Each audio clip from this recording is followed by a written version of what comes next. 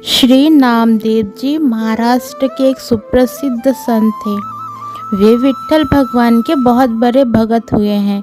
उनका ध्यान सदा विट्ठल भगवान के दर्शन, भजन और कीर्तन में ही लगा रहता था। सांसारिक कार्यों में उनका जरा सा भी मन नहीं लगता था। वे एकादशी व्रत के प्रति पूर्व निष्ठावान थे। वे उस दिन जल भी नहीं पीते थे। एकादशी की संपूर्ण रात्रि को हरिनाम कीर्तन करते थे। एकादशी को वे न अन्न खाते थे और न ही किसी को खिलाते। एक दिन एकादशी की रात्रि को वे हरिनाम कीर्तन कर रहे थे और उनके साथ अनेक भक्त साथ में हरिनाम। अचानक एक वृद्ध ब्राह्मण उनके द्वार पर आया और बोलने लगा, मैं अत्यंत भूखा हूँ, मुझे भोजन कराओ, अन्यथा मैं भूख के मारे मर जाऊंगा। श्री नामदेव जी बोले, मैं एकादशी को न अन्न खाता हूँ और न अन्न किसी को खिलाता हूँ। अतः ब्राह्मण देवता प्रातःकाल सूर्योदय का इंतजार करिए। व्रत का पारण कर आपको भरपेट भोजन कराऊंगा। ब्राह्मण बोला, मुझे तो अभी ही भोजन चाहिए। मैं 120 वर्ष का बूढ़ा हूँ। एकादशी व्रत 8 वर्ष से लेकर 80 वर्ष तक के लोगों के लिए है। मैं भूख से मर जाऊंगा और तुमको ब्राह्मण हत्या का पाप लगेगा। श्री नामदेव जी ने कहा, ब्राह्मण देवता, चाहे कुछ भी हो जाए, मैं आपको भोजन नहीं करा सकता।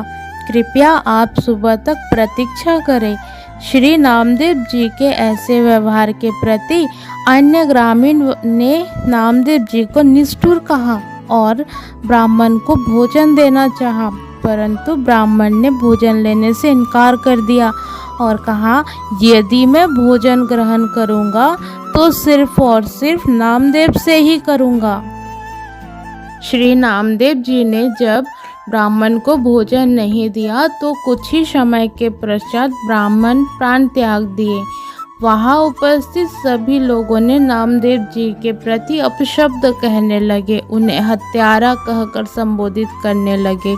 जब नामदेव जी कुछ न बोले और पुनः विट्ठल भगवान के भजन और कीर्तन में ही लगे रहे तथा एक पल के लिए उठे और मृत शरीर को ढक कर रख दिया, वह मृत्यु की देह के समक्ष नाम संकीर्ण करते रहे।